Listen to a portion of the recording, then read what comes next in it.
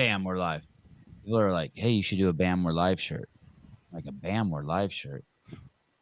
I don't get it. But I sent it over to the guy at Life is RX, Marcus, and I'm like, hey, what about a Bam, we're live shirt? Bam. Bam, we're live. Bam, we're live. Bam. Mike, what's up, Caleb? Good morning. Thanks for Good morning. coming. Did you have anything better to do on a Saturday? No. Yes. Yes. We have Mike, the Lone Wolf, Trizano. Mike Trizano. I think Trizano sounds right. A good Irish name. Coming on the show, he said, hey Heidi. What's up, guys? He said that there's a snowstorm where he's at. I think he's in Jersey. I mean, doesn't that sound like a Jersey name? Holy cow. Sounds like he fights people in the alleys.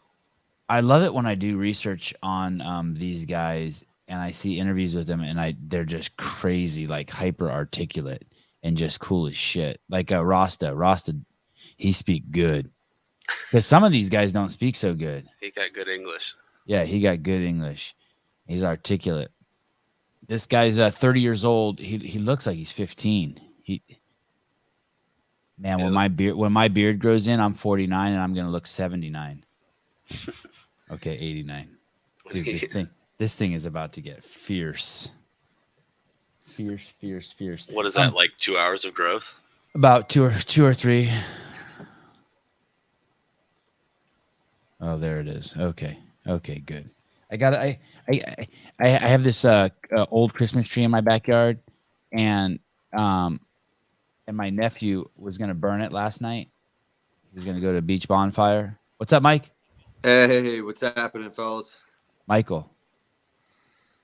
Hi, Caleb. Mike, whatever you want, don't matter. I just kicked Caleb to the curb. Caleb always comes on at the beginning of the shows so that I have someone to talk to while people deal with snowstorms. Yeah, freaking nuts. You know what? I don't really feel this way about any other time I watch TV, but whenever I'm watching UFC and I take a piss and the dudes are in the middle of a fight, I always feel like bad. Like, what? You can't hold your piss to the middle of the round until the round's over while these two dudes beat the shit out of themselves. It's like weird. I'm watching by myself, but I just like hold it like out of respect, like someone's watching me. I always try and hold it in any sporting event because I always, with my luck, I always feel like I miss like some crazy play or crazy part of whatever I'm watching. So if I leave, it's always something always happens. Your sport is so trippy. Like if you watch like just two ass football teams play, like go ahead, get drunk, get fucked up, hit on girls, walk around, get popcorn, do whatever. But in the UFC, like you could see the best fight of your life in the early prelims. Yeah. It's like wild. Two people who are future champs going against each other. The other week, the first fight in the prelims, it was two ladies. One lady was like from Guatemala. The other lady, she may have been from Jersey or something.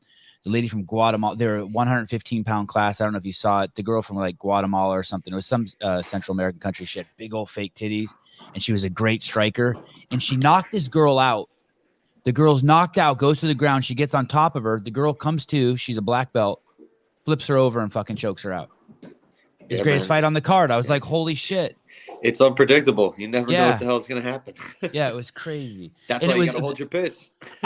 Right. And that's why you got to watch the early prelims. And I bring up the fake titties just because I just think it's weird to cut someone open and like surgically alter them so that I'm attracted to you, even though it works and I don't Honestly, want it to work. I don't understand why they do that for we don't really fighting. need it. Oh, yeah, and then the fight, that pro athlete thing. What are you doing? You're a pro athlete. Don't you need to, like, those things weigh extra weight, right? Exactly. That's the whole thing I'm thinking of is that how you just made your weight cut that much harder. Yes, I got a 3-pound penis implant, and I fight at 145, and I have to lose an extra 3 pounds. 3 pounds is a lot. How tall are you? I'm 5'11". Wow. I'm 5'5", and I weigh 155, and I just went on vacation with my family, and when I came back, I weighed 167. I put on 12 pounds in 5 days. Oh, man. I've done that before too. I've put on like 20 going on vacation before, so I What's know the that. most you've ever weighed? 192. That's the Wow. most I've ever weighed. And is Yeah, that recently? like a year ago or so. I had no 2 years ago because it was right after my first knee surgery, and I had knee surgery. Then like a month later, I went on a cruise, and it's just all you can eat and drink, and I wasn't really walking anywhere, so I literally sat down and just gorged myself, and I was thick when I got back. I went on a cruise once and I was like, oh, and now in hindsight, I'm like, oh, that's like, I couldn't believe the people I saw in there. They didn't even look human to me. And the buffets were just crazy full. So like when we have stuff like this so-called pandemic happen and people are dying, I'm like, well, like those people on the cruise ship weren't going to be alive for another 5 years anyway. Yeah, I know. I just it, couldn't believe what I was seeing. it's crazy. It I went on 2 cruises. I'm cruised out. I like renting a house on a island or something and then staying there. That's what I like to do. Guys, Mike Trizano was the season 27 winner of The Ultimate Fighter. That's a show that's been going on forever. That's a show that basically saved the UFC 30 years ago, turned it around from a brutal fight organization to something that, I mean, skyrocketed it. I think it was on Spike TV or something. Yeah, And, for a while. and in 2018, they did their 27th season. Congratulations to them. And not only was Mike on the show, which is kind of one of the craziest shows you could ever imagine, just being locked in a house with a bunch of dudes, and then you have to befriend them and then fight them. But he was on the first ever episode where all the dudes in the house were unfucking defeated. Yeah. As I was doing research on you, I'm like, wow, that's insane pressure cooker. Definitely added to the pressure that was already there. Dana has all you guys in, or at least the way it looks on the TV. He has you guys all in one room, and then he's like, all of you are undefeated, and only 2 of you get to keep your O. And I'm like, oh my goodness. Yeah, it's crazy. I tried not to think about it. And you came out on top. I did. Yeah, it's nuts. Well, congratulations. Thank you, man. Yeah, I mean, it wasn't easy. It wasn't easy. I think that entire show was mental, honestly, because everybody's good. You know, you're going to have a tough fight regardless, but you had to really keep your mind focused and stay level headed the entire time. Because, yeah, like you said, you're in a house locked away with a bunch of dudes for 6 weeks. Everybody's just full of testosterone, ready to fight each other. And you got to just do your thing.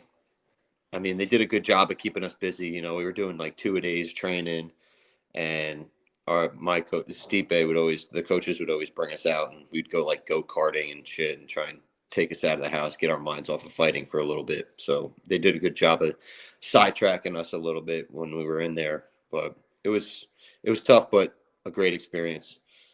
Was James Krause in the house? Yeah, he was one of the coaches, but they would visit time in like every once in a while, but he didn't like stay in the house. Okay. Because I saw a photo online, and it was you and Stipe and a couple of the guys were looking at a screen, and then James Krause was in the background. I was like, oh shit, Yeah. I wonder what he was doing there. I really like him. Yeah, no, great guy. Great mind for fighting. I learned a lot from him. And yeah, he was part of the coaching staff. All the coaches didn't have to stay in the house. It was just the fighters. The coaches were able to come and go as they pleased.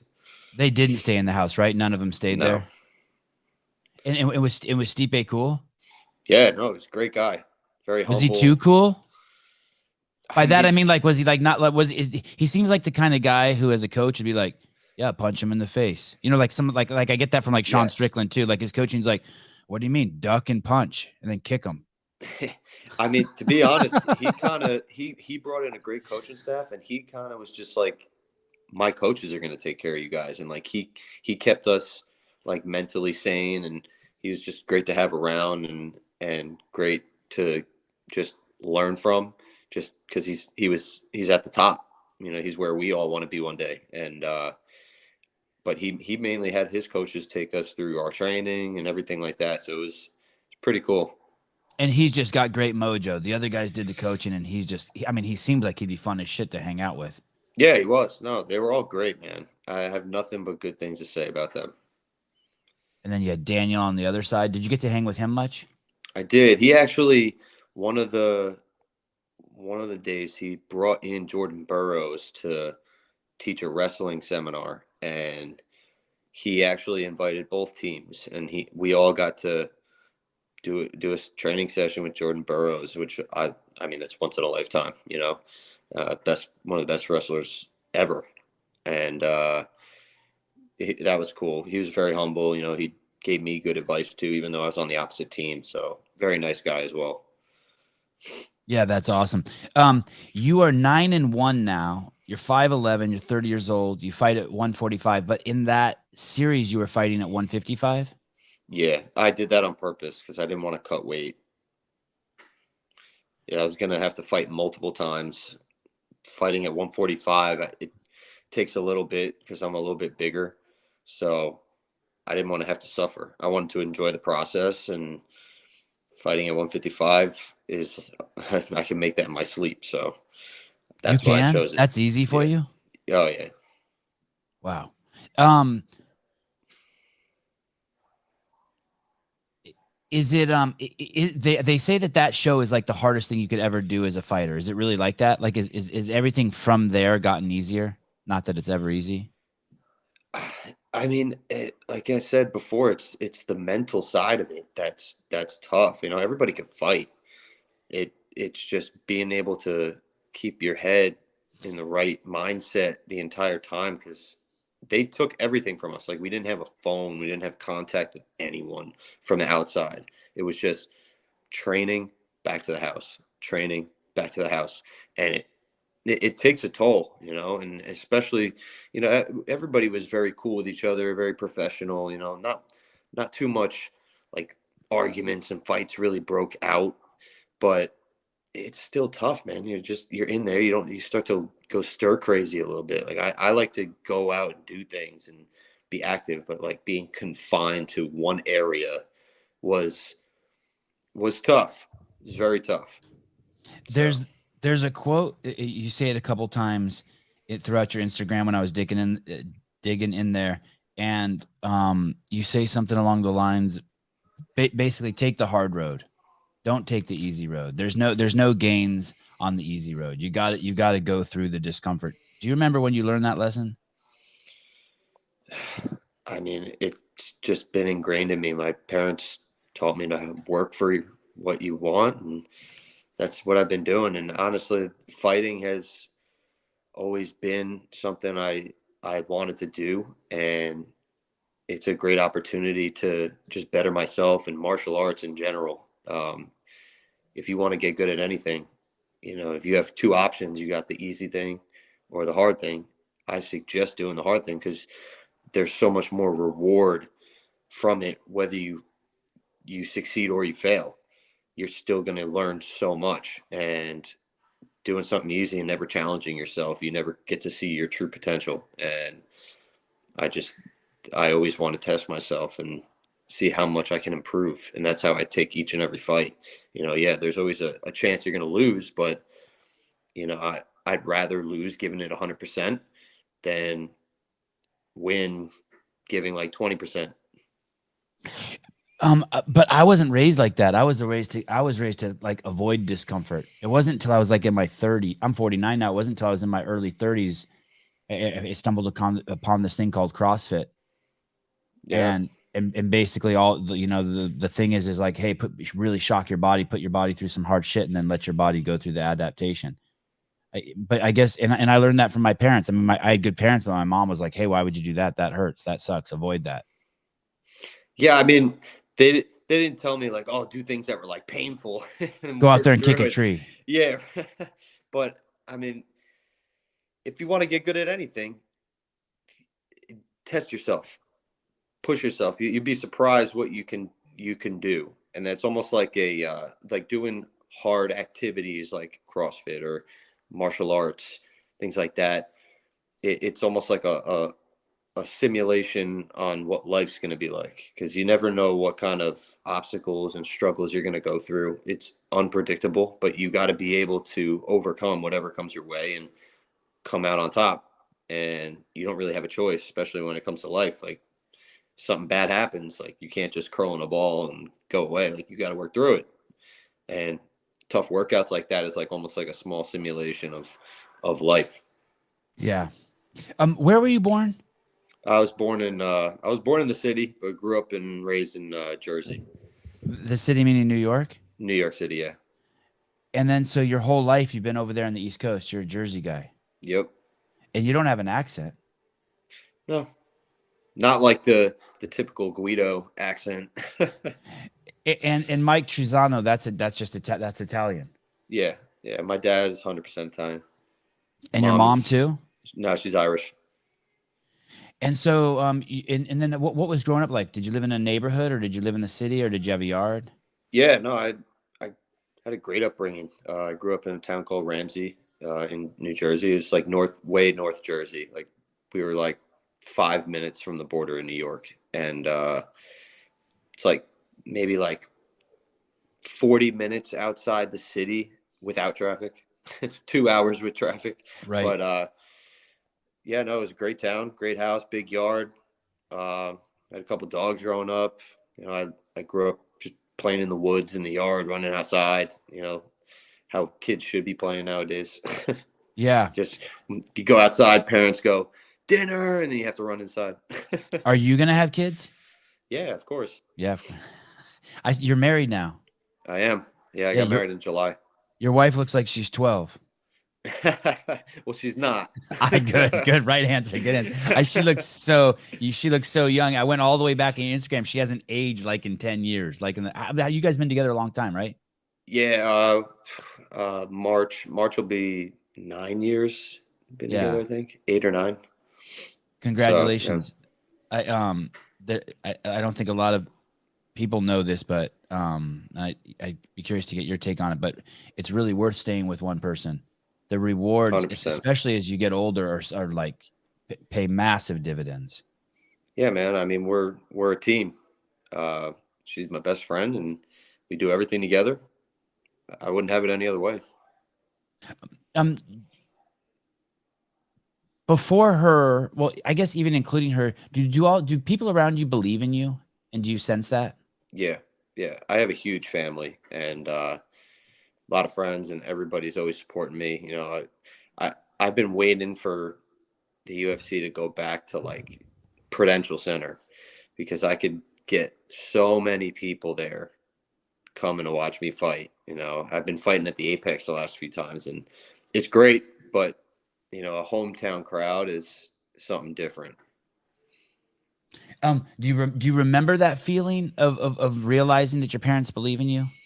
Yeah. Your mom believes in you, or your dad believes in you? Yeah, actually, when I first started training, like, they had wanted me to go to college, and college was just school was just not my thing. And it took a while for them to realize how serious I was about fighting. And eventually I got home from my like second semester of college, and they were like, "We want you to stop going to school and just focus on fighting." And wow. Like, soon as that happened, like, because I came home and like they were both standing in the kitchen, and I was like, "Oh crap, what the hell did I do this time?" They found my weed from the 8th grade that I hid under a floorboard. I know, right? And yeah, they said that to me, and it was like freaking elephant off my shoulders, man, and haven't looked back since. Man, I wonder what that conversation was like for them. I have 3 kids. No, you know, Sure, it was tough. Yeah. There's sections. I mean, I really like school. I really like school. Like, I love junior high. I loved high school, but I didn't like the school part of it. I just like going there to see my friends and hang out and like play. Yeah, hell yeah. And do that stuff. But my parents should have pulled me out of school. I would have flourished somewhere else. They should have like got me doing, like, you should really have to find what your kid likes and then 100%. get them on that fucking path. Yeah. They'll get smart. College will be there forever. Like, yes. You don't have to be 18 years old and go to college. It's like, that's the only time you have to, you got to go, right? You know, and there's other stuff too. Like, nobody ever really told me about like going to a trade school and doing stuff like that, like being like an electrician or something. Because like, I got a cousin who's an electrician, and dude's making stupid money. crazy money, like he killing it.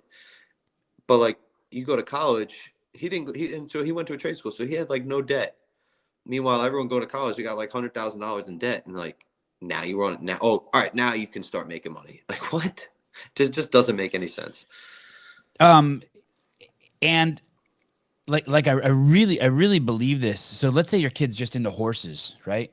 And you're like, no, but he has to learn math and he has to learn biology and he has to learn the sciences and he has to learn history. Hey man, you take horses all the way to the fucking deepest corner of the world in studies. You're going to learn biology. You're going to learn math. You're going to learn science. You're going to learn history. I mean, the history is like the first horses came to America and blah, blah, blah. The biology is going to be when your horse gets sick. I mean, everything is in every subject. Yeah. And it's crazy. Yeah, you flourished in fighting. Then all of a sudden, so people know Mike's fighting on February 5th. He's fighting a guy who's tough as shit. I'm so pumped for that. Yeah, you are. Oh yeah. He's a big dude. He's 5'11". He's fighting at 145. This is a crazy weight class he's in. Oh yeah, it's tough, but I love it. Like I said, bring on the challenge. And you're 30 years old. You're like right in your prime. What is your prime as a fighter? Like 28 to 32? Yeah, I'd say late 20s, early 30s. That's everybody's prime per se. You know, you never know though, because like look at Daniel Cormier. Like the dude started super late and he was a champ at like late 30s. So early 40s was something like that. And you would think because of his body that he wouldn't have lasted that long. Yeah, because that he carries a lot of weight, and you would think that would fucking beat up on you with all that inflammation. That would put a lot of wear and tear on you.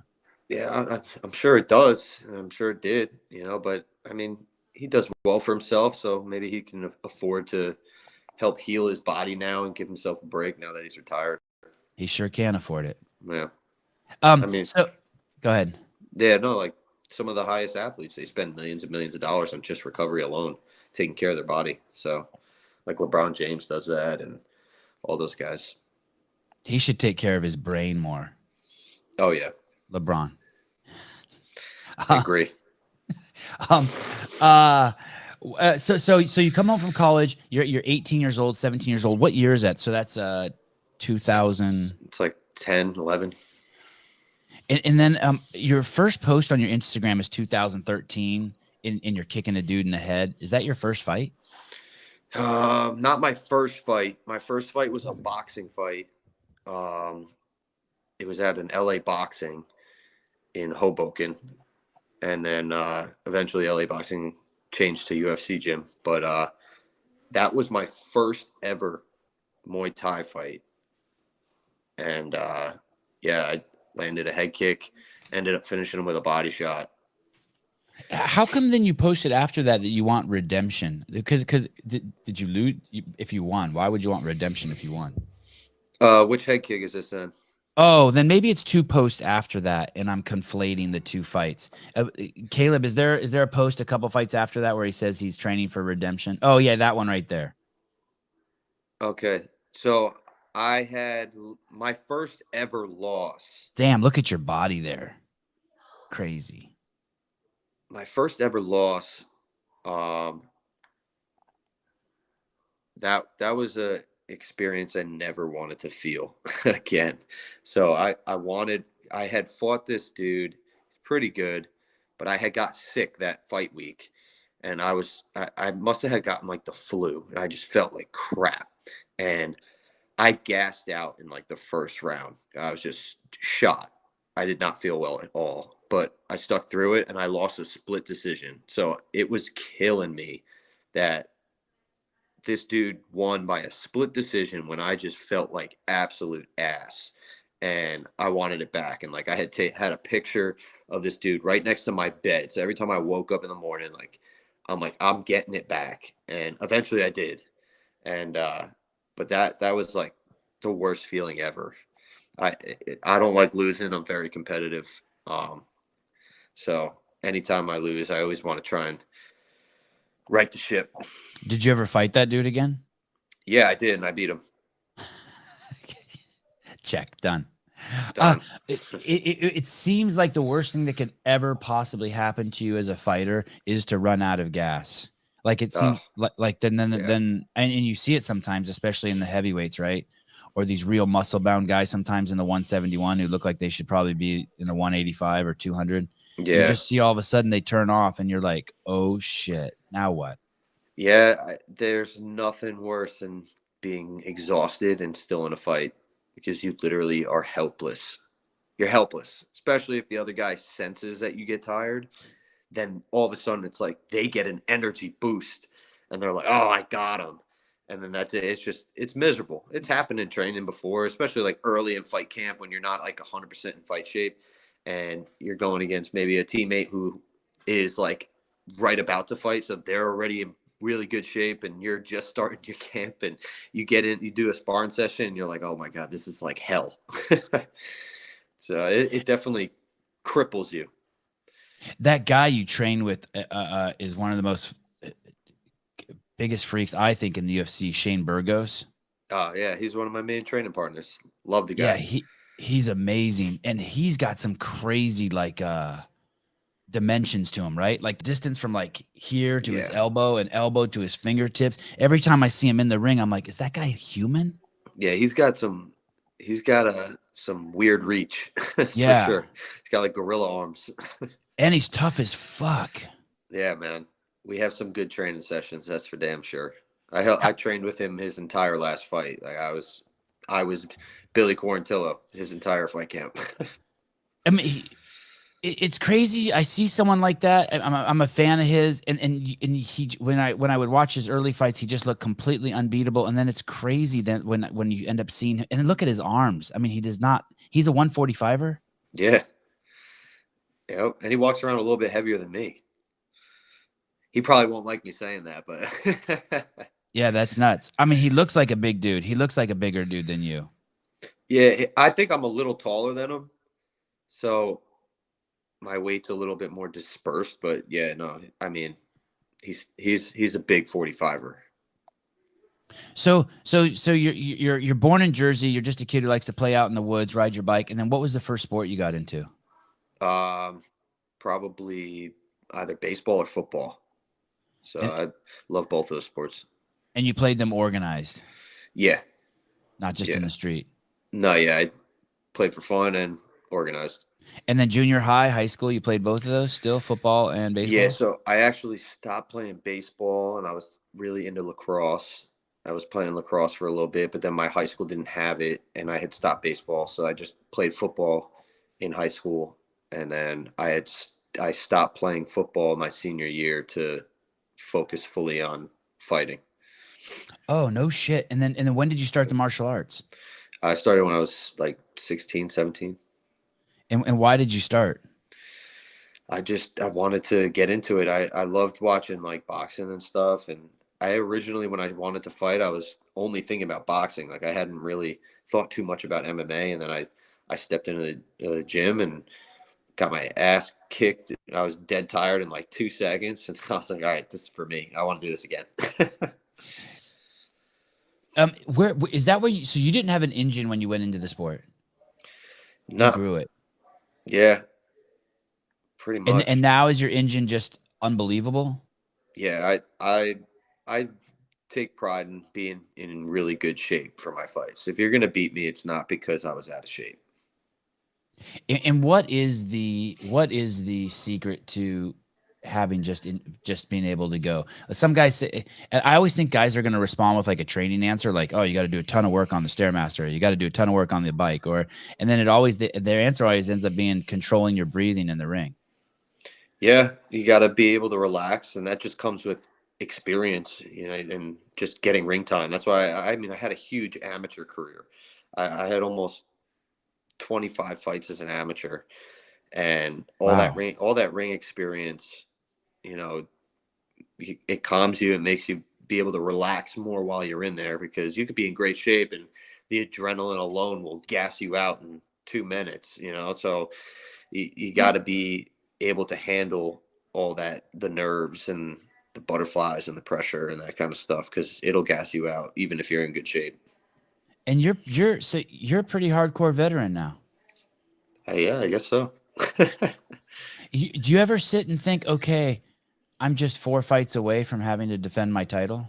If I win these 3 in a row, doesn't matter who they my 4th fight has to be a title. And I mean, I have thought about it, but I try and make small little goals for myself. Like my goal this year is crack the top 15. And I technically am like 1 fight away from that. But if more happens, great. That's like a bonus. But I take it 1 fight at a time, man. Again, the more you think about it, the more unnecessary pressure you're putting on yourself. It just makes it that much harder.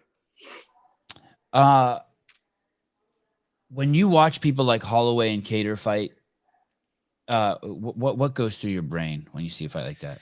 Oh, it gets me so excited. It does. Yeah, because they're so good and they're at the top of their game, and that's what I want. I want to be able to go in there and step in there with those guys and be able to prove to myself that I'm on their level. And that's what I want. Who did Cater just fight? Giga Chikadze. Oh yeah. That was a great fight. That was nuts, right? Yeah. Cater fought a very smart fight. He did exactly what he should have done against a kicker. Move forward. Did a great job. So when I see a fight like that, it's just crazy, just the levels in that division, right? Yeah. Cater's amazing, and yet you see Holloway just have his way with him, but he can't put Cater down. And then you see Giga, who's talking this big game, and Cater fucking just is like, okay, like welcome to the big leagues, and yeah, you know what? Lets him have it. Different styles make different types of matchups, man. Like one guy might just absolutely stun one dude, but then the dude he stunned crushes this other guy, and that other guy crushes the guy that stunned him. So it's like you never know what's going to happen. And every time you fight, it could be different. You know, the sport is so unpredictable. Like those two could fight again, and Giga could put a beating on him. Like you never know. It's just whoever shows up that night. Steve, I love you, Sevon, even though you're a kook. Steve, go fuck yourself. Okay, so where were we? I like how you love me, but I'm a kook. Yeah, I don't know. Yeah, I guess. Your mom loves me. How's that? God, I hope my mom's not watching. I try not to do too many of your mom jokes anymore. My mom watches the show once in a while, and I don't think she likes those ones. You got a new dog. Yep. You just had your birthday. You turned 30. You got a new home. Like you're busy. Yeah. And you got a big fight coming up. You're in fight camp now? Yeah, my last hard day was yesterday. So now it's just maintenance, light workouts here and there, and then fight day. And do you win this fight? 100%. And do you see how you win it already? I always want to finish. We don't get paid by the minute, so if I can get in and out unscathed, that's the best kind of fight you could ever get into. I guess for the most obvious reasons, right? Your career lasts longer if you don't get hurt, and you can fight sooner. I mean, those are the 2 obvious reasons. Yeah, I mean, your brain can only handle so many wars, and the less of them you get into, the longer your career is, and it's a young man's sport. It's funny you say that. So even just like at 49, like if I bump I was in Lake Tahoe in a cabin the other day, and there was a bunk bed I was sleeping in, and I went to duck my head in at night, and I didn't duck low enough, right? Ugh. And I fucking hit it, and it fucking hurt, man. Yeah. And there's an age like when you're 6 and you do that and you cry, and then somewhere like in I don't know 10 or 11 you don't cry, right? And you don't cry again until you don't ever cry again, I guess. But at 30 I would have just hit it and it would have been nothing. At 49 I'm like, holy fuck. Like it just rocks my shit. I'm like, okay, I need to sit down. It's the shit that you don't expect. That's what hurts. Yeah. Like I stubbed my toe yesterday, and I thought I was gonna die. Like hey, right on the when you corner do of something the like island. that, do you go into a panic when that happens? Like, oh shit, what if I broke my toe? I got to fight in a week. I mean, I've broken my toe so many times. I wouldn't even. I'd still fight. If I broke something right now, I'd still fight.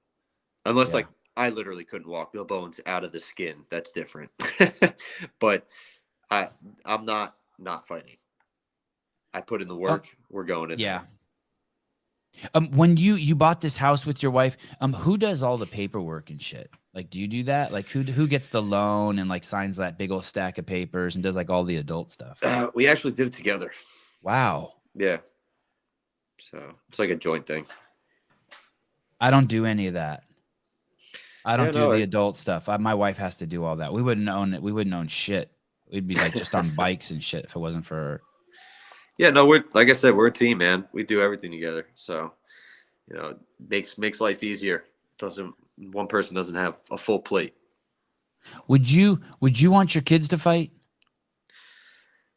They're gonna train, that's for sure. Whether they want to compete or not, I'll leave that up to them. But I think that they're not gonna really have a choice with martial arts. And even if they resist, which will probably happen, they're gonna resist doing stuff regardless. Knowing how to protect yourself is number one. So just the confidence boost you get from being able to train and know how to protect yourself is something that I want them to have. Can you dance? Competition is different. Can you dance? I mean, I think I can dance. Right. Whether right. everyone else thinks I can dance is a whole totally different conversation. So you'll get out there and dance. You like dancing. 100%. Yeah. Do you know who Kayla Harrison is? Yeah. So I had her on the show the other day and we were talking. She's got 2 kids, and I have 3 boys, and so my boys, like, I have them in dancing and I have them in martial arts, and basically a ton of as much as I can of both. Like, I encourage dancing and martial arts, and the reason why is because with dancing you can court women, and then with the martial arts you can defend them. Yeah. And like that should get you like at least. And the dancing is great for footwork and balance and all that kind of stuff. So, I mean, they go hand in hand. Yeah, definitely. And then everyone knows the story of Lomo, right? His dad pulled him out of fighting for 3 years and just made him dance. And then you see his footwork and it's nuts. Yeah. Do you like that? Do you study footwork? I have been doing footwork every week, actually. Tons of ladder drills and things like that, just to get light on the feet and be quick. I think it's very important. It makes a huge difference. If you're flat-footed, I mean, can't go far. It's funny. I never thought of this before, but I when I watch boxing, you watch people like Pacquiao, or you watch people like Lomo, or you watch people like Mayweather, and they're just.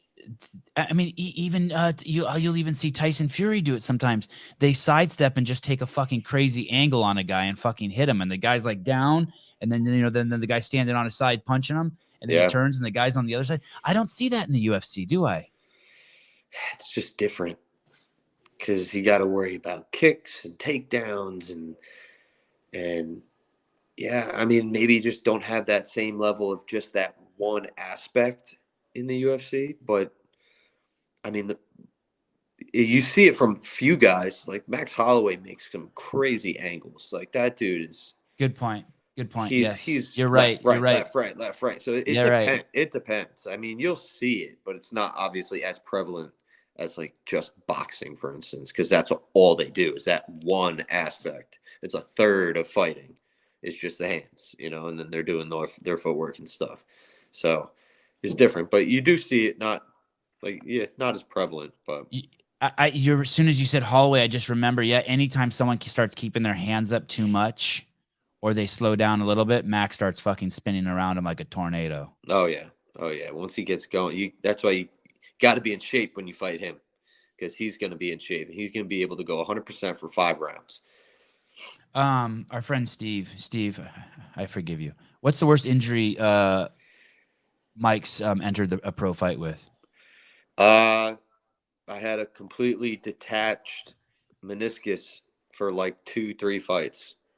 I worked through it, and I kind of just had to modify my training, and I didn't realize how limited I was because I was I was younger, and I was like, it was more of like the suck it up attitude. Like, just got to deal with it. It's pain, whatever. And after my first loss as a pro, I really couldn't do much with that knee. And I was like, all right, it's time to get it fixed. And that's when I had my couple surgeries, got it fixed. And once I was able to get back to training after the surgery and see how much I was able to do now that it was it was 100%. I was like, Jesus Christ, I didn't realize how limited I was and how much it was taken away from me improving. And that opened my eyes with recovery and being smart about my body and not always just saying, oh, suck it up, tough it out. You got to be smart about it. And so yeah, that's definitely the toughest one. And you were out for 2 years after that surgery. Yeah, because I had to get a second surgery in that 2 years, and like the surgery I had, so like normally like a meniscus tear, they would shave it down, you'd be good in like 6 weeks, but mine was completely detached from where the meniscus should be connected to, so it was kind of just floating around, and they repaired it and they put like these sutures on it to hold it in place that were like dissolvable, and that required 6 months of like nothing because there's such little like blood flow in the knee and the recovery time takes longer that I ran the risk of it detaching again very, very easily. So I was in like one of those like ACL straight braces for a while, just not allowed to really bend it too much because it could detach. So it took a lot longer than I thought. Was that hard? Was that depressing? 2 years? I feel like I read somewhere on your Instagram or in an interview that you do feel the clock ticking. You're 30 years old. I got the impression, something I read, that you do feel the clock ticking, and I thought, oh shit, that 2 years must have been horrible for him. Yeah, it was. You know what the worst part about it was is that it was right after a loss, and I couldn't redeem myself right away because that's what was eating me up. Like the loss we were talking about before, I had the dude's picture right there, blah blah blah. Like I was able to redeem that loss like right away, even if I wasn't able to rematch Grant Dawson, like whatever. I just wanted to get back in there and win. Like Right. I wanted to just right the ship, and I wasn't able to because I was out, and it was driving me nuts. So I think that was what bothered me the most. But it was a great chance for me to clear my head and improve on stuff that I wasn't able to. And I think I'm way better now than I was 2 years ago for sure. But yeah, it was definitely tough. And when I had originally started fighting, I told myself I had my first fight when I was 20, and I said 10 years. What do you mean you had your first fight when you were 20? Your first pro fight? No, just fight in general, amateur. But MMA? Because you had fought before then. Yeah, no, it was a boxing fight. Oh, you were 20 when you had that? Yeah, I believe so. Okay. Yeah. And I said I'll do this for 10 years. And then at the 10-year mark, I'll evaluate, see where I'm at. If I'm in a good position, I'm going to keep going. If I'm not really in a great position, boom, I'm going to hang up the gloves and coach and do that kind of stuff. And 10-year mark is hit, I'm in a great position. I'm going to keep going. I'm hungry. You really are in a great position. You're one of those fighters that like we're about to find out. Hell yeah. We're about to find out. I'm going to make a statement next week. Yeah, is this dude gonna pop up into the contender for the belt? I mean, it's a crazy record. It's a pretty crazy record, and for your loss to be during a busted up meniscus it's legit. Yeah, I'm ready, man. What goes through your head when you tap, when a fighter taps, especially like in I'm not talking about in training, but in a fight? I know you've only had to do it once, but like what's going through your head? So the choke he had on me was not a blood choke because I would have. Not a what choke? A blood choke. What's that mean? So when he gets a rear naked choke on you, a blood choke, the rear naked choke cuts off the two carotid arteries here. So blood flow stops going to the brain, you pass out. But he didn't have that. He had more of like an air choke. So he was putting a lot of pressure on my windpipe, and I was stuck. Like he had it. And if it was a blood choke, I would have tried to fight out and gone out. But it was like crushing my windpipe, and I was stuck, and I just tapped. Like, does it feel like that thing could break? Like it's your windpipe or his forearm, something's gonna break? Yeah, I mean, I was stuck. I wasn't getting out. There was plenty of time on the clock, and yeah, I don't kind of anything to say about it. I had to tap. and then right when that happens, is in your brain, are you like, I shouldn't have fucking tapped? Like like, fuck. That's it. was like, you gotta be fucking kidding me. I can't believe I just did that. And then how long after that before you get your surgery? Month. I scheduled it right away. Actually, yeah, no, exactly a month. And then since then you fought Klein. Yeah. And you I was won. supposed to fight in October too, but that fell through. And then now again. Yep. And it's early in the year. Oh yeah, I plan on fighting another 2-3 more times, so let's see what happens. Is your grandmother still alive? Nah, she passed away early last year. And you were close to her. Yeah, very close. And how old was she? 103. How do you take that? How did you take it? It was tough. I'm not gonna lie, because especially with like the whole COVID thing breaking out, and she wasn't able to see a lot of people, and I was kind of hesitant. This was like early on. I was hesitant to like just go and see her because I was around so many people. I didn't want to like give it to her. Right. So it was tough, but I mean, she was one of my biggest supporters for sure. I mean, even like when I would fight, she would, like, we had a caretaker for her to help her out around her house, and she would like wake her up in the middle of the night to let her know that I was getting on ready to fight, and she would get up in like the middle of the night, especially like if I'm fighting in Vegas, it's like 12 o'clock at night, 1 o'clock in the morning, and she would get up and watch me fight, and she would always bake me a blueberry pie for after my fights. That was the best awesome. part. Yeah, best blueberry pie ever. She had 14 children. Yeah, my mom is the youngest one, the 14th. She has 37 grandchildren. Yep. And 34 great grandchildren. Yeah, and it's a lot more now because they pop out like every month. So Italians, that's what they do. They make so that's they not work even hard that's not kids. even the Italian side. So that's the Irish side. Oh yeah, those guys. Yeah, that's my mom's side of the family. Wow. And she took a class from she met Albert Einstein, or she took a class from Albert Einstein? Yeah, she took a class, and he was the professor when she was going to college. Wild. It's nuts to think. Hey, was any part of you like, was it easier because she was someone you love, but you could be like, well, yeah. I mean, fuck, she's at the 99.9 percentile of people on the planet, right? Yeah, I mean, she lived an incredible life, like epic life. Like some of the things she would talk about is just wild. Like she lived through 2 pandemics. Like she was born and was a young child during the influenza pandemic in like the late teens, early 20s, whenever that pandemic happened. She lived through the Great Depression, 2 world wars. Like, yeah, it must have been nuts living through the world wars. Crazy. Like her husband, my grandfather, who I actually never met, he died when my mom was like 15.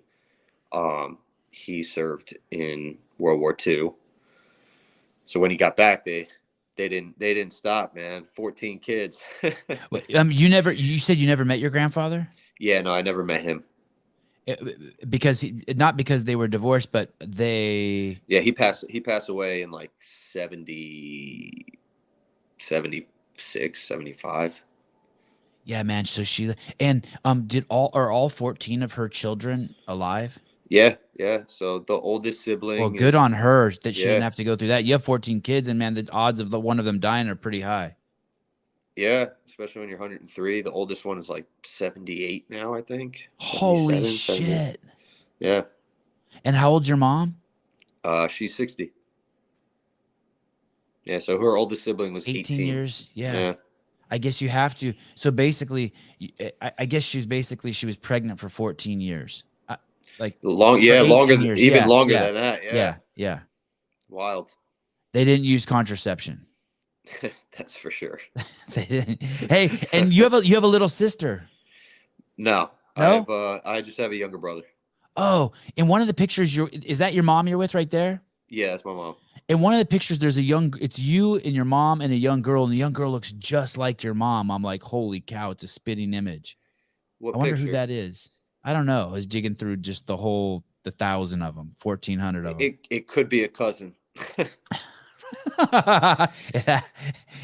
Do you guys do family reunions? Yeah, we do. Is it epic? The last time every single person on that side of the family got together was for my grandmother's 100th. So we did a huge celebration for her, obviously. And that was like the first time in a long time that everybody in the family, not a single person missed, that we all got together was for her 100th. Moving forward, we got to try and someone's got to take up the mantle and organize it again, because it's a huge family. Everybody's spread all over the place. So it's very difficult to get everybody together all the time. But we got to start organizing it again. It must be crazy. You're like, okay, there's Joe. He just got out of jail. There's Carol. She's 3 weeks sober off fentanyl. Oh, there's gay Uncle Buck. I mean, it just must be fucking nuts. Yeah, there's the cousin everywhere. I kissed when I was 8. God, this is weird seeing her. I mean, it just must be nuts. Yeah, everybody's spread all over the country doing tons of different stuff, and it's crazy. It's a huge family. It's hard to keep track of. When you become champion, everyone's going to get closer. We're already close, man. Yeah. It was tough though. Like, I did an interview on Fox, and they did like a quiz, and they're like, all right, you have 15, 20 seconds to name as many cousins as you can. Go. Wow. And like it was tough. As soon as they said that, I blanked. I had no cousins anymore. I didn't even know what to say. I mean, it's a posse. The bow hunting, I saw some pictures. Is that something like you're like, would you call yourself a bow hunter? Yeah, I prefer to bow hunt, but I do rifle too. I actually just got back from South Africa in November. Me and my cousins and my uncles and my whole family on my dad's side. We went hunting in South Africa. That was a hell of an experience. Yeah, the thought of traveling right now, and like dealing with other people's bullshit, yeah, I can't. I mean, me personally, I can't even I cannot do any of the stuff. I can't participate in any of the I can't participate. Yeah, they were in South Africa. Really, all right. First of all, like if a stewardess tells you, sir, pull your mask over your nose, I think I would go to jail. I've almost been banned from a couple airlines already. Right? So yeah. It is what it is. Like, they're gonna yell at you. But there's been times where I've flown and like the flight attendants didn't even care, and like I had my mask down the whole time. So yeah, it all depends on the person. You get somebody who thinks they got all this power for no reason, and they want to just enforce it because they can. Like, honestly, it was worth going. It was worth going yeah. to deal with all that. Yeah. Oh yeah, 100%. I mean, I never thought I'd ever go to Africa, let alone hunt, and I was able to do it. So it was a trip of a lifetime for sure. Whose idea was it? What, do you have like some rich dude in your family, and he's like, all right, I'll pay for everyone to go. Let's go, and threw down 50 grand, and you all fucking go? My uncle is a big time hunter, huge hunter. He goes all over the world hunting. So do my cousins, and he's the one who organized it and got everybody to go. We like to do family trips together, and he's been wanting to go back to Africa because he's been a couple times, and so he got everybody together, and we all went. And like, it was like, there was like 17 of us. Wow. So all the girls went and did like safaris and spas and stuff. And then we went hunting every day. Oh, that's awesome. Yeah. What have you got with a bow? What have you killed with a bow? So I've killed a couple whitetail with a bow. I haven't killed much. I've been very unlucky when I've gone bow hunting in the last few years. Haven't seen anything, but I've killed a lot more with a rifle than I have with a bow. And do you eat all those deer you get? Yeah, 100%. I'm actually out of meat. I need to go hunting. I'm trying to plan an elk trip this year, probably in Colorado. I need to stock up on some elk meat. It's the best meat out there. Right. So like on a trip like that, you take your bow, but you also bring your gun because now you want meat. Now you're doing it for like, okay, like I need meat. Depends. Depends. It depends on the season too, and when I plan on going, because like bow hunting season will be from this date to this date, and then rifle season will be from this date to this date, and it depending on when I'm fighting and stuff, I gotta like figure out my schedule. But it's either one or the other. You usually can't bring both because they're separate. Why do you think you fight? Like, or it's not even fighting. Why do you think you push so hard? Do you think like you're trying to prove something to someone, or you like discomfort, or because there's got to be easier way to make a living? Well, I'm sure there is, but it's not for me. Yeah. I don't want to live a life where I just sit down, stare at a computer, 9 to 5, go back home, repeat. That's a boring lifestyle. I don't want to live that lifestyle. I'd rather live a short life full of craziness than a long life that's boring. When stuff gets hard, is there a story you tell yourself of why you have to go on?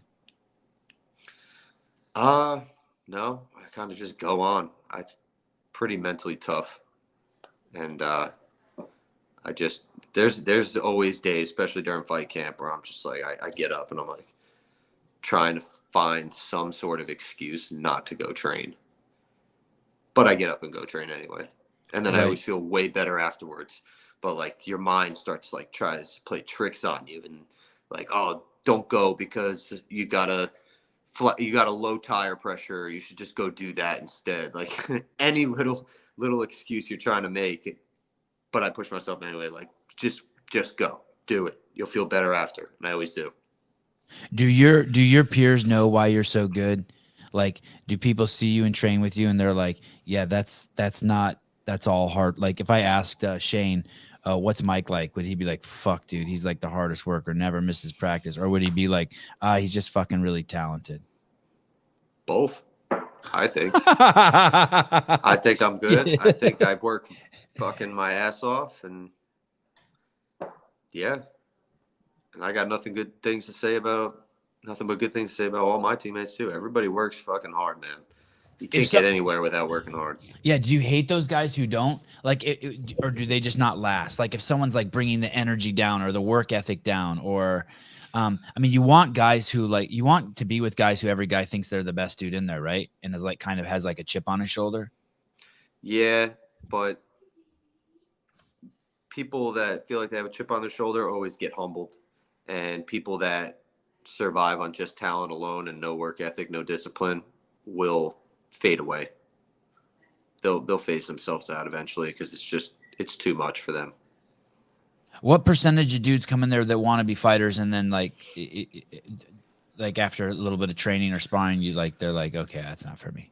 I mean, I've been teaching martial arts for a long time, over 10 years, and I'd say out of the almost 14 years I've been doing this, I'd say 2 people that I've personally coached have stuck it out and continue to fight. Damn.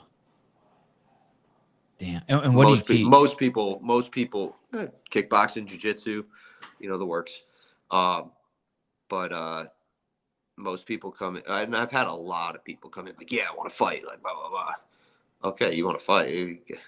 There's all this other stuff you got to do in order to fight. Like you can't just go in there and fight. And people see how hard it is, and they don't want to do it. They don't want to put in the work. Yeah. And the discipline of the lifestyle, right? There's not a lot of wiggle room in your lifestyle. No, that you have to sacrifice a lot if you want to get to a level like the UFC, that high of a stage. You got to sacrifice a lot. people don't understand that. You got to sacrifice a lot. And I'm sure other professional sports as well, like the NFL, MLB, like they sacrifice a lot. They sacrifice time with their families. I'm sure they've lost tons of friends, this and that. Like there is no going around it. Like if you want to do that type of or live that type of life, you got to make a lot of sacrifices, and people aren't ready to do that, and they're not willing to. Yeah. And that's what I wonder. I always wonder, like like what the commonality is between you guys who reach that level, who have that commitment. Like what's what's the deal? Like I have a friend, Travis Bajan, who's a professional arm wrestler, and he was way into sports, and he basically said he grew up in a trailer, and the whole reason why he did sports was because he knew that if he did sports, that other parents would then invite them over to their house, and he could shower there because he didn't have a shower at his house. He lived in West Virginia, and I was like, yeah, like you know what I mean? That's a hell of a motivation, right? Yeah, I'm gonna practice baseball so I can go to someone else's house and get a warm meal and shower. Yeah, I mean, I've been lucky that I wasn't in a situation like that, but yeah, I mean, I'm sure everybody's got their one reason that really motivates them and pushes them, and yeah, getting a nice hot shower in a clean house is definitely one of them. Have you ever watched that series, the Daisy Fresh series? No, I have not. Have you heard of it? I have not.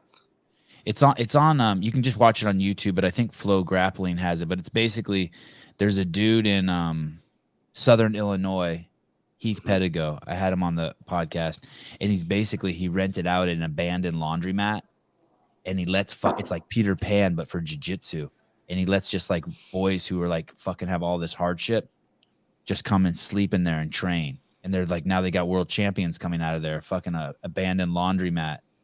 It's nuts. That's an awesome thing to do. Dude, it's so crazy. You should watch at least a little bit of this series. It's just a bunch of dudes sleeping on jiu-jitsu mats in a freezing cold fucking abandoned laundromat in Southern Illinois.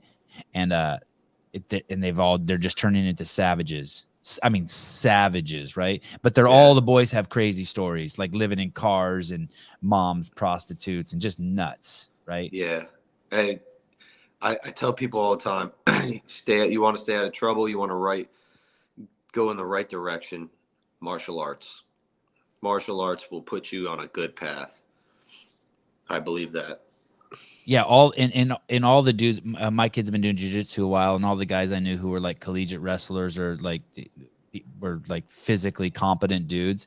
All the calmest, nicest, most loving, affectionate men I've ever known. Like just chill. Like shit's like you be in a diner and some dude's like getting crazy and everyone else is panicking, and the dude who's like an NCAA Division I wrestler, he's just still sipping his coffee. Like he's not tripping. And you kind of touched on that earlier. That's why your kids would do jiu-jitsu, right? Or they would do martial arts because you want martial arts in general. That's confidence, right? 100%. Yeah, you're just sure of yourself. People don't say this, but it's a necessity. It should be a necessity, just like your basic levels of schooling. You go to school so you can understand the world. You need martial arts so you can protect yourself against the world. You learn how to swim, right? If you don't learn how to swim, you might come across water one day. That's a necessity. There's few things that are necessities, and I think martial arts is one of them. It's crazy. The misconception is that you teach your kid martial arts and they would become violent, but it's actually the truth. You teach your kids martial arts and they become peaceful. Yeah.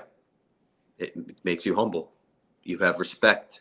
You understand the type of damage you can cause to somebody, so you prevent it. And like if someone does this to me, I'll flinch. If someone does that to you, you don't flinch. Like, hey, they had their hands in their pocket. What were they going to do? Or like I had this friend one time, we were out. So he was a fighter and we were out somewhere and we were in high school and there was a big giant dude and he was talking shit to us. And my friend, and he's like, I'll fuck any of you guys up. And my friend who's like, just this little Asian dude, but tough as shit. And he's like, you're not going to do shit. And the guy's like, a foot taller than him. And he's like, you're barefoot. He goes, I would never lose a fight to a dude who's barefoot. And like we were in the street and I just saw it change the whole guy's demeanor. My friend said it's so calm and everything. And the guy just like backed down. And it was just like, holy shit. Well, that's Just because like, 9 times out of 10, they're just looking to see what they can get away with. yeah. They're going to talk and talk and talk, but they don't really want to fight. They're trying to see if the other person will back down. But when they don't, they're like, oh, shit. Maybe, no, I don't want any of it. Yeah, it's crazy. The same thing with some of the guys who are the coaches at my kids' jiu-jitsu school. One of the guys is a brown belt, and he's the striking coach, and he's a bouncer at bars. Mm-hmm. And basically, he said, like, yeah, I never want to get in an altercation. I never want to fight. I do it all day in here at the fucking gym. Like everything at the bar has to be diffused. Yeah. Like I have nothing to prove. I just been in the gym for 3 hours proving or getting unproven. Yeah. Yeah, exactly. No, that is 100% true. Like I train every day for a few hours. If I go out, the last thing I want to do is fight. I want to just relax, enjoy my time with whoever I'm with, and that's it. That's why I don't go out at all when I'm training for a fight. Like it's just better to avoid a situation and get into one.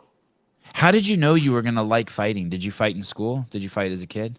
I mean, I had a few fights, but I didn't know what I wanted to do with my life, and I started training martial arts, and it stuck. I probably would have either done, if martial arts didn't take off, I probably would have went to the military or something because I didn't know what I wanted to do, and I needed structure. That's for sure. What's up with the American flag cowboy hat? What are the origins of that, and what makes you such a patriot? Why do you like this country? It's a land of opportunity, man. There's nothing like it. I mean, how many places in the world can you do what you can do here? Nowhere.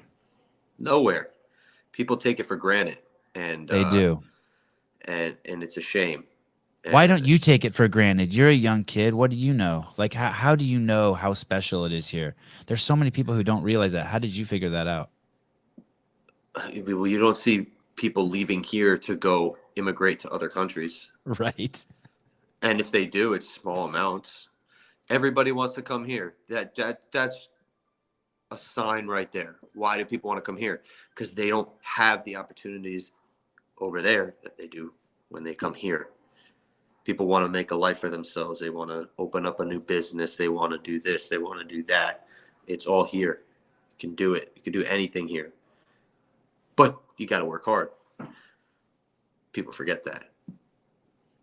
I had this friend who was raised in the Ukraine, and he says it's so sad here because he said at any time anyone in the United States can go get a job. There's always a job. There's never not, and he says it's not like that in the Ukraine. He said like you could just be like everything is just a hustle. Like you can't just find a McDonald's and go get a job. He's like in the United States you could get a job at McDonald's, at Pete's Coffee, and at a hotel and work fucking 24 hours a day if you wanted. Like you can do it. There's so much opportunity available, and that's what blows my mind is that why businesses are having a hard time hiring people. Everybody's short staffed. I know why. Well, I know why too. There's a lot of reasons why. Things need to get changed ASAP. But I think that it's a fucking joke. It's a fucking joke. It's a fucking joke. It is. It is. It's a fucking joke. When I hear, it is a fucking mess. It really is, and it's very simple to fix, but we got clowns running the show right now. So, were you ever scared of COVID? How did your grandma pass? She was 103. Yeah, so she didn't die of COVID. No, she just passed away. Yeah, in her sleep. Yeah, that was it. There was no complications. She never got COVID. It probably says COVID on her death certificate, but that's another conversation. Oh God. But no, she passed from natural causes. She went to sleep and that was it. Epic life. Where you live, is everyone all masked up? Jersey, it depends. Like I moved, Western Jersey's a little bit more red. So around here, it's very laid back. But when you get closer to the city, it's like fucking chaotic. The psychosis is real there. Oh, Yeah, it's so bad. California's pretty bad. The people I grew up in Berkeley, and I live in Santa Cruz. If you go near the beach, it's not bad at all because those people all know that they're healthy and there's nothing to worry about. Yeah. But if you just come off the ocean just a tiny bit, it's fucking complete Nutterville, like Yeah. wackadoodles, like seriously crazy people. Someone in the comments says, "Sevon, don't get started." Oh, we'll be here for another 4 hours. Did your dad pass? No. Oh, No, okay. he's there.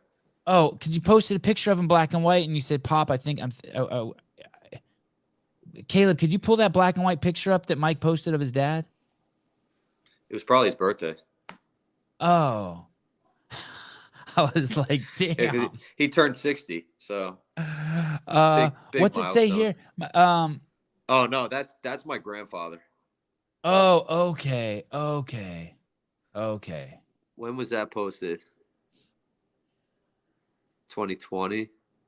Yeah, Wow, shit, you look just like him. I know, it's wild. Crazy. That's your dad's dad? Yeah, Yeah, that's nuts. And then your grandma is your mom's mom. correct. Yeah, Okay. so both my dad's parents, so my grandmother on my dad's mom passed away in 2000, I believe. Then my grandfather, his dad, passed away in 2009. And then, like I said before, I never met my mom's dad. And then, because he passed in like 76 or something like that. And then grandmother was the only other grandparent I had.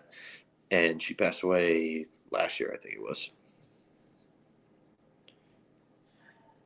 You're fighting this guy, Hakeem. Hakeem.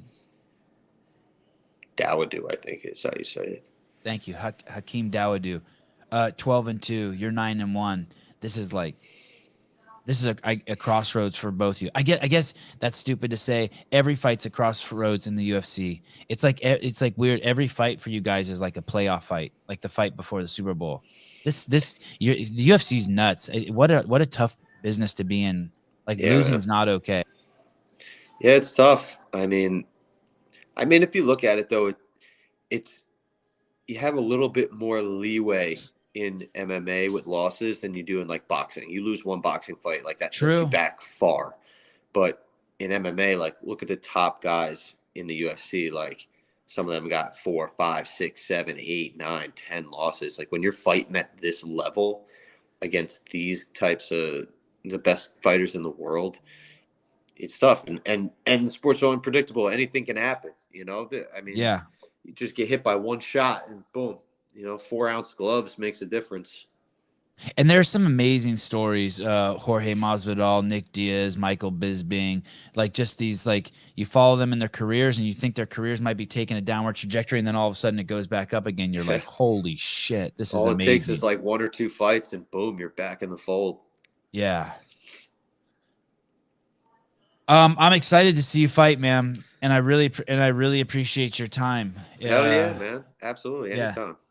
Yeah, and it's great to get to know you. It's great to just to hear your life. You got a good life, and it's just a great example for everyone. So this fight is on February 5th. Yep. A bunch of us will be watching. Hell yeah. And be rooting for you. Oh, I'm completely 100% biased. I'm 100% rooting for you. Sorry, Hakeem. Team underdog, baby. I think I'm the underdog again. They always are putting me as the underdog. I love it. Do you have a plan? Yeah, go in there and beat his ass. Yeah. Oh yeah. Yeah. I'm gonna go in there and just go forward. That's it. I'm gonna be in his face the entire time. Oh, I can't wait. I can't fucking wait. All right, brother. Hey, are you gonna watch it? Oh wait, yeah. I got one more question. Sorry. Bellator. You had one fight in Bellator. Yeah.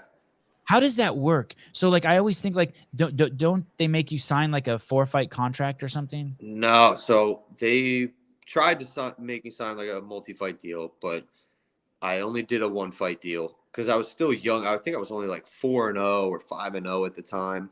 I think I was 5-0 when I fought Bellator, and I was still young in my career, so I was like, I'm not gonna like commit to anything. And so I did a 1-fight deal. Thank God I fucking did that, because as soon as I fought Bellator a few months later, somebody sent me a picture. It was like Tough 27 tryouts coming up in like November, and I was like, perfect. I'll Is do that it. a step backwards to go to Bellator and then to Tough? No, No. I was taking every opportunity I could, man. I'm young in my career. Whatever happens, happens. I just wanted to fight and get to the highest level. Had And anyone else fought at that high of a level who was in the house? I'm not 'Cause that's sure. I mean, they probably. I don't think anybody fought Bellator. I think one of the guys on the show, I think Kyler Phillips, fought Contender Series before he did the show, I believe.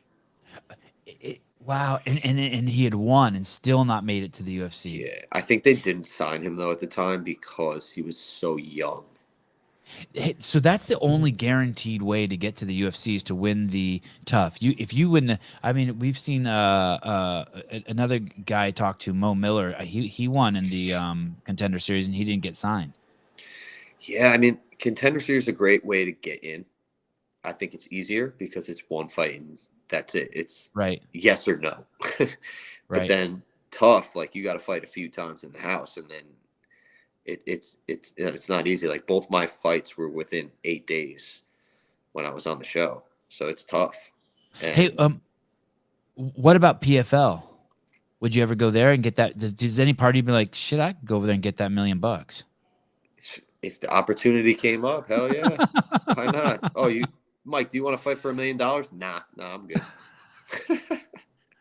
It's pretty crazy that Kayla Harrison's done that twice. It's pretty fucking nuts. It's awesome. Yeah. Good for her. Oh, I'm so stoked for her. Yeah, it's freaking awesome. Who's your manager? Jim Walter. And how did you pick him? How do you pick that dude? So he was Stipe's manager, and when I was on the show, that's where I met him. I met him on the show, and became good friends with him, and just took off. Yeah, that's awesome. You seem so happy, dude. Life is good, man. I can't complain. Yeah, you got good family, you got good wife, good management. Yeah. All right, man. We'll be cheering for you. Appreciate it. And I'll be in touch. Hell yeah, man. Yeah, thanks for Anytime. doing it. Yep. Have a good one. Take it easy, brother.